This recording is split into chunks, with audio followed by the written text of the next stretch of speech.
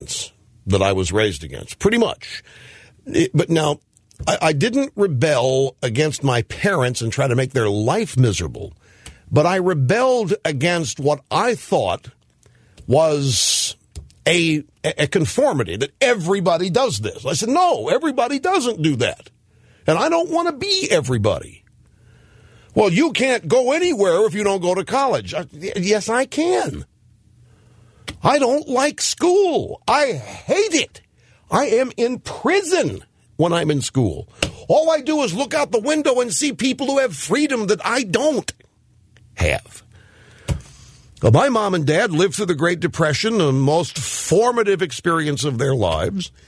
And my dad, because of what he went through, knew that in his era, you didn't have a chance of getting a job, decent one, if you didn't have a college degree.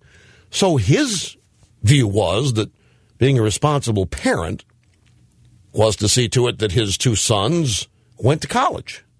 And if they didn't, and I didn't, I went 1 year and I couldn't handle it. Once they made me take ballroom dance, taught by a former drill sergeant in the WACs as a required PE course, I said, this just is not for me, because I had known since I was 8 what I wanted to do, and all this stuff was standing in my way.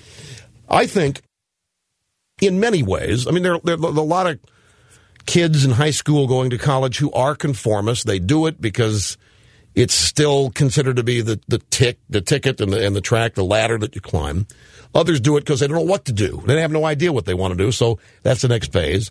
Others do it because dad and mom went there, and you get a legacy admission into some great university, go to the football, whatever. It's a social thing for a lot of people. It's keggers and whatever else, and it's an opportunity to, enjoy as you're getting a little older without any real responsibility. You can put that off until it's time when you graduate. But even so, there are still people, and it's quite normal and natural, I think, for teenagers to rebel against their parents and authority. It's quite normal. Well, parents get freaked out about it, even though they themselves did it. Take a trip. It's like, so they arrive on college campus. This is the real point. They arrive on college campus with the spirit of individuality. They are unique, and they're there, and they're going to take the world by storm.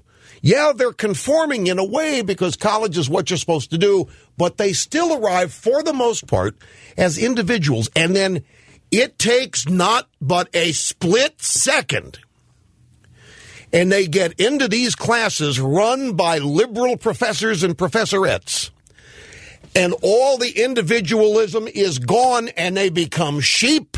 They become little liberal marching robots.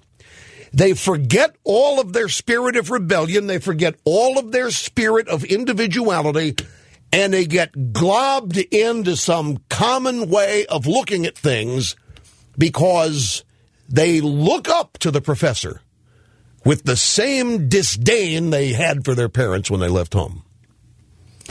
And I don't mean this in a negative. It's a natural thing. Your parents don't know anything until you're 30.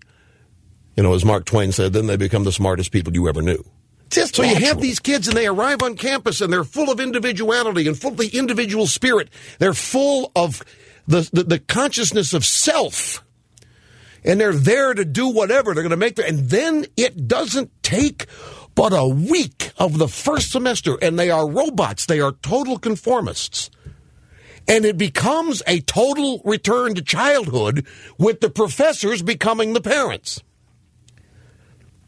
If a person does not leave college as an independent, critical thinker, it was a waste of time. And college is a waste of time under that definition, because you don't have a lot of independent thinkers coming out of there. You've got robots who've been programmed by liberal professors and whoever else that's gotten hold of them. We all know that college is not about developing the individual. We all know that college is not about preparing individuals to pursue their own happiness with confidence, to have their own unique solutions for the problems that await them. College is about groupthink, not individual thought. It's about behaving and thinking as the teacher says, just like you did in elementary school. You go from first grade to high school, you go to college, and you willingly put yourself back in the first grade. Teacher knows everything. And you respect them and you look up to them. And they've got you. And they have squeezed every bit of individuality out of you. Now, I know this. See, I think young people, Michael over there, University of South Florida, you're dealing with robots. You're dealing with people whose anger has been built into them and programmed either by their parents and or their professors or a combination of the two. You're not talking to individuals. You're talking to groups of people who don't differ at all in one thing, they think. You are unique. You are an individual. Do not be intimidated by a bunch of robots who say the world won't be right until you're dead. You see, young people are the soulmates of true conservatives and individualists. We want them to grow. We want you to grow up, to screw up, to get back up, to learn from the screw up and be the best you can be. We don't want you to suck up. We want you to grow up. College is about sucking up. That should not be natural for 18 to 22-year-olds. That's embarrassing to be suck-ups at 18 to 22. They're better than that, or they should be. If they were true to their hormones, they would be sneaking off to listen to me rather than going to college. No one figures out life from a leftist indoctrinating college professor. You can't. They don't live life. They're mad as hell all day, too, at how little money they make. Have they talk to stupid little kids like you all day? They should be running the world, and they're stuck here on some campus. I'm way long here, so I better take it back.